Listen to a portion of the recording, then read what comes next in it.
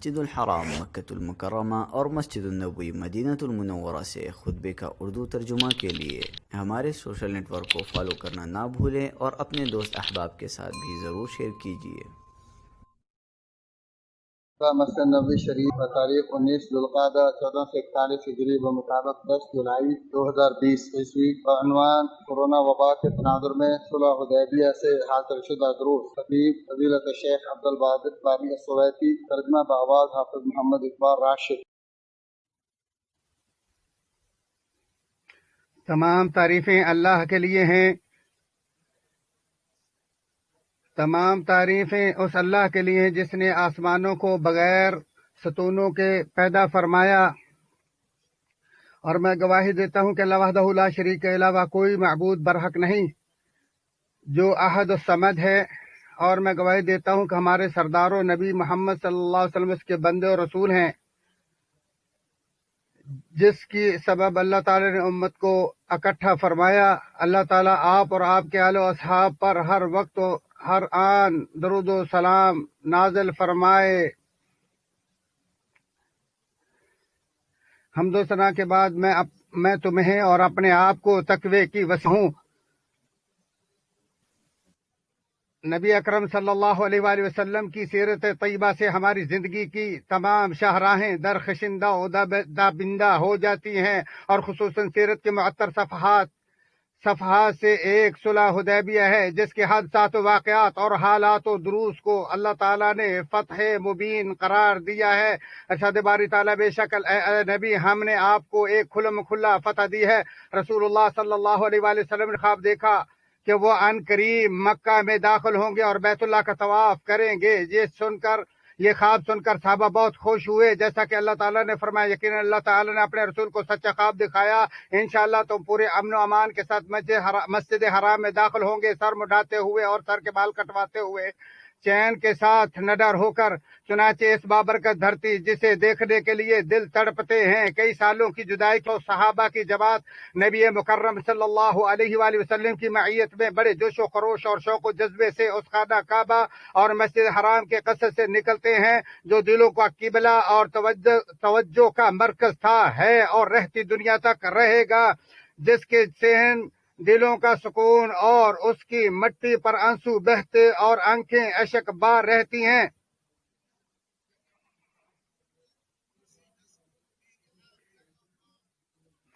جس کے لیے ابراہیم علیہ السلام نے دعا مانگی: اے ہمارے پروردگار، میں نے اپنی کچھ اولاد اس بے آب و گیا وادی میں تیرے حرمت والے گھر کے پاس بسائی ہے۔ اے ہمارے پروردگار، یہ اس لیے کہ وہ نماز قائم رکھیں، پس تو کچھ لوگوں کو ان کی طرف مائل کر دے۔ مسجد حرام کی تمنا اور عبادت و خیر کے مقامات طرف زندہ دلی کی نشانی اور نفس کے تابندہ اور صحت مند ہونے کی علامت ہے۔ ارشاد باری تعالیٰ: اللہ کی مسجدوں کی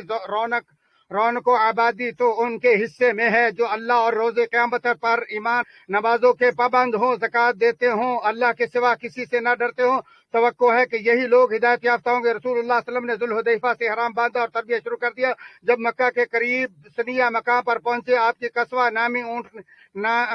نامی اونٹنی بیٹھ گئی اور صحابہ کہنے لگے: قصوہ اڑ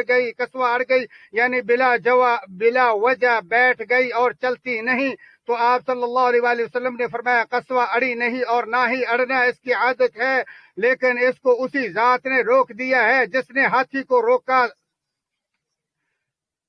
بخاری شریف۔ نبی اکرم صلی اللہ علیہ وآلہ وسلم کی اونٹنی قصوہ کے اوپر ضد کرنے کی تہمت لگنے پر آپ صلی اللہ علیہ وسلم نے اس کے دفاع میں فرمایا: اس کی عادت نہیں ہے، تاکہ ایک شرعی احکام کا پابند نہ ہونے والے چھپائے کی نرالی اور روشن عادت بیان کرتے ہوئے اسے معذور قرار دے کر اپنی امت کو مختلف حالات میں فیصلہ کرنے اور حکم لگانے کا سبق سکھائیں، اور یہ سکھائیں کہ جس کی خیر و بھلائی اور فضل و کمال پر حالات گواہ ہوں، اس کی غلطی پر عذر و درگزر کس طرح ہونا چاہیے۔ رسول اللہ صلی اللہ علیہ وسلم نے حضرت عثمان رضی اللہ تعالی عنہ کو اسلام کا پیغام دے کر روانہ فرمایا، جو عداوت نہیں بلکہ سراسر سلامتی ہے، اور یہ کہ وہ ان کو بتائیں کہ ہم کسی سے لڑنے کے لیے نہیں آئے، تو عثمان رضی اللہ عنہ مکہ تشریف لائے اور قریش کو اللہ کے رسول صلی اللہ علیہ وسلم کا پیغام پہنچایا کہ ہم بیت اللہ کی تعظیم، طواف اور زیارت کے لیے حاضر ہوئے ہیں، تو انہوں نے اجازت دینے سے انکار کر دیا اور مشرکین قریش اور رسول اللہ صلی اللہ علیہ وسلم کے مابین مذاکرات شروع ہو گئے، اور اللہ کے آپ صلی اللہ علیہ وسلم نے ان کے ساتھ انتہائی برتاؤ کیا، اور جس میں دین کا نقصان یا اللہ کی حق تلفی نہ تھی اس میں انتہائی لچکدار رویہ اختیار کیا، اور آپ صلی اللہ علیہ وسلم نے فرمایا اس ذات کی قسم ہے جس کے ہاتھ میں میری جان ہے، قریش مجھ سے جو بھی مطالبہ کریں گے جس میں اللہ کی حرمات کی تعظیم ہو تو وہ میں تسلیم کر لوں گا۔ ہمارے رسول کریم صلی اللہ علیہ وآلہ وسلم نے خون ریزی نہ ہونے اور جند جان کی سلامتی کی حکمت عملی پر زور دیا، حالات و معاملات کے دور رس نتائج پر نظر رکھتے ہوئے امت کے لیے فقہ، مقاصد و غایات کی بنیاد قائم فرمائی۔ صلح حدیبیہ کے وقت مکہ میں کمزور مسلمان مردوں، عورتوں اور بچوں کی بڑی تعداد موجود تھی۔ اگر صحابہ مکہ میں گھس جاتے اور جنگ چھڑ جاتی تو وہ مسلمان نقصان سے کبھی محفوظ نہ رہ سکتے تھے، جیسا کہ اللہ تعالیٰ نے فرمایا، اور اگر ایسے بہت سے مسلمان مرد اور بہت سی مسلمان عورتیں نہ ہوتی جن کی تم کو خبر نہ تھی، یعنی ان کے پس جانے کا احتمال نہ ہوتا، جس پر ان کی وجہ سے تم کو بھی بے خبری میں ضرر پہنچتا تو تمہیں لڑنے کی اجازت دے دی جاتی، لیکن ایسا نہیں کیا گیا۔ چنانچہ بلا شبہ صلح کے ایسے انتہائی شاندار اور لاجواب فوائد و ثمرات رونما ہوئے جن کے نتیجے میں فتح مکہ، اہل مکہ کا قبول اسلام اور لوگوں کا دین اسلام میں فوج در فوج داخل ہونا ہے۔ سود مند اور دور رس نتائج کے پیش نظر ہی اس سال منتشر و عام نقصان دہ اس وبا کی صورت میں استثنائی طور پر لمیٹڈ تعداد کو ہی شرعی قوانین کے تحت حج کروایا جائے گا۔ یہ قیادت سعودی عرب کا ایک ایسا دانشمندانہ فیصلہ ہے جو اولین ترجیح اور عین شرعی مقاصد کی حیثیت رکھتا ہے۔ جانوں کی حفاظت اور یقینی طور پر غالب لاحق ہونے والے خطرات سے بچاؤ کی خاطر سراسر مسلمانوں کے مفاد میں ہے، نیز اس وبا و انتشار کے وقت انتہائی احتیاط پر مشتمل قرار ہے۔ مذاکرات جس ایگریمنٹ پر اختتام پذیر ہوئے اسے تاریخ و سیرت میں صلح حدیبیہ کے نام سے جانا گیا ہے۔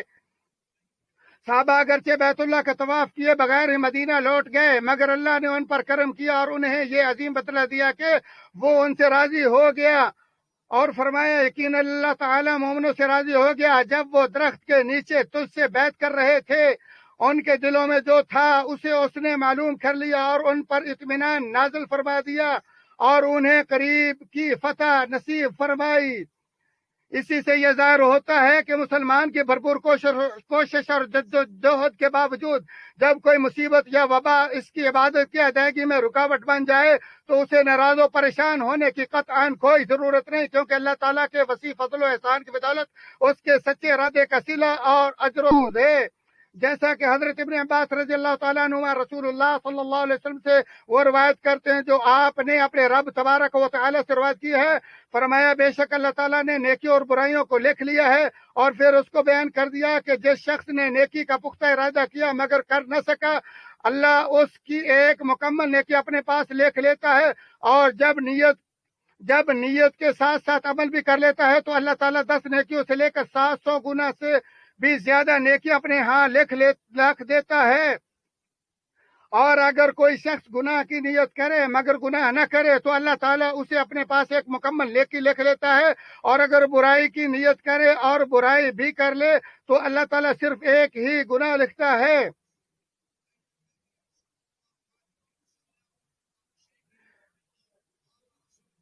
رؤوف و رحیم کا کتنا بڑا احسان ہے کہ جو مومنوں پر جب نبی اکرم صلی اللہ علیہ وسلم اور مشرکین ہو گئے تو رسول اللہ صلی اللہ علیہ وسلم کھڑے ہوئے فرمایا اٹھو قربانی کر دو اور سر مونڈ دو۔ آپ نے یہ 3 بار فرمایا مگر کوئی ایک صحابی بھی کھڑا نہ ہوا، کیونکہ ان پر غم کے اثرات غالب تھے، وہ اس لیے کہ ان میں سے بعض کا خیال تھا کہ یہ صلح بے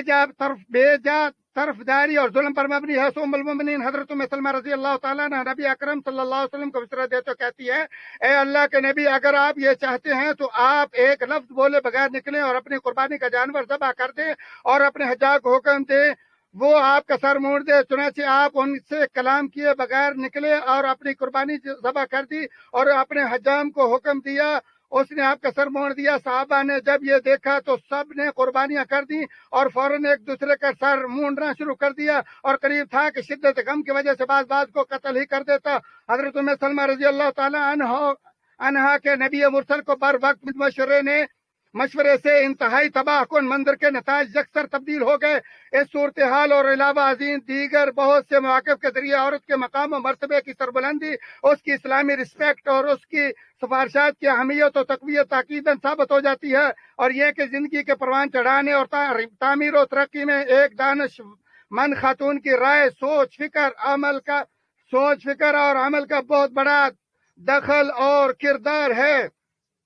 جیسا کہ ام سلمہ رضی اللہ تعالیٰ نے اپنے ایک مشورے سے تربیت کا ایک نمایاں ترین رکن قائم کر دیا، اور وہ ہے عملی نمونہ جو بنیادی اصول و اقدار کی تخم ریزی اور کردار سازی میں سب سے بڑھ کر سود مند ہے۔ صلح حدیبیہ کے موقع پر صحابہ کی نبی کریم صلی اللہ علیہ وسلم سے محبت بھی نکھر کر سامنے آ جاتی ہے، جو اس حد تک دراز ہے کہ جہاں کوئی نہ پہنچ سکے، اور اس قدر بلند ہے کہ جس کا کوئی مقابلہ نہیں،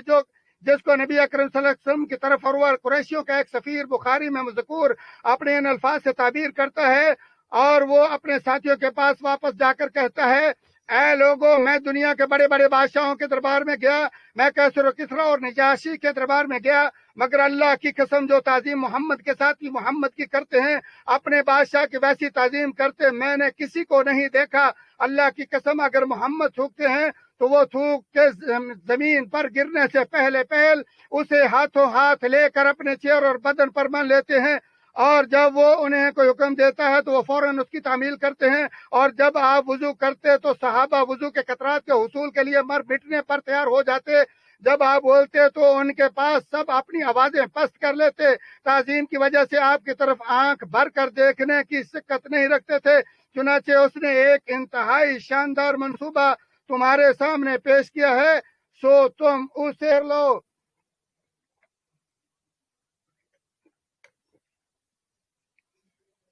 اللہ تعالیٰ میرے اور آپ کے لیے قرآن عظیم کو بابرکت بنائے، اور اس کی آیات و ذکر حکیم کو میرے اور آپ کے لیے نفع بخش بنا دے۔ اسی پر اکتفا کرتے ہو اپنے اور تمہارے لیے اللہ سے بخشش مانگتا ہوں، آپ بھی اسی سے بخشش طلب کرو، وہی بخشنے والا مہربان ہے۔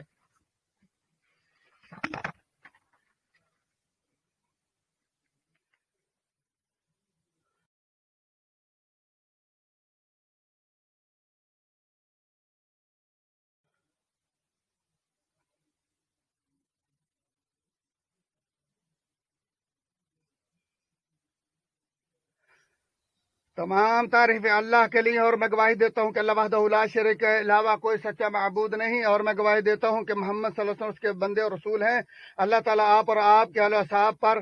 درود و سلام بھیجے۔ حمد و ثنا کے بعد میں تمہیں اور اپنے آپ کو تقوی کی وصیت کرتا ہوں۔ جب قریش کا سہیل بن عمر رسول اللہ صلی اللہ علیہ وسلم کی طرف مذاکرات کے لیے آیا تو رسول اللہ صلی اللہ علیہ وسلم نے فرمایا: یقیناً تمہارا معاملہ تمہارے لیے سہل اور آسان ہو گیا ہے۔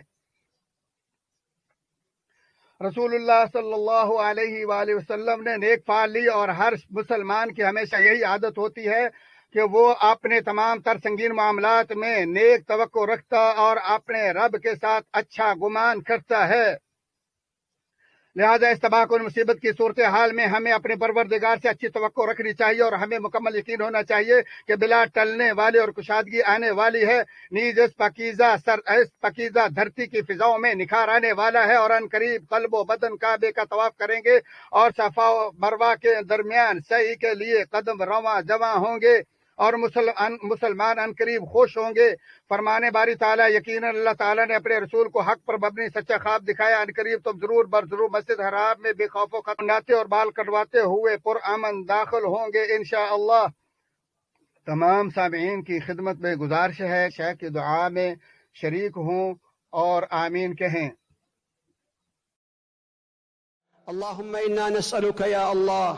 بأننا نشهد أنك أنت الله لا إله إلا أنت الأحد الصمد الذي لم يلد ولم يولد ولم يكن له كفوا أحد، يا ذا الجلال والكرم والمن والعطاء والفضل والإحسان، مجيب دعوة المضطرين، رحمن الدنيا والآخرة ورحيمهما. نسألك يا الله أن ترفع هذا الوباء عن الأمة، اللهم ارفع هذا الوباء عن الأمة، اللهم ارفع هذا الوباء عن الأمة. اللهم صحح بلادنا وبلاد المسلمين من هذا الوباء يا أرحم الراحمين. اللهم لا تحرمنا خير ما عندك بسوء ما عندنا. اللهم لا تحرمنا لطفك ورحمتك وعافيتك وفضلك بسوء ما عندنا.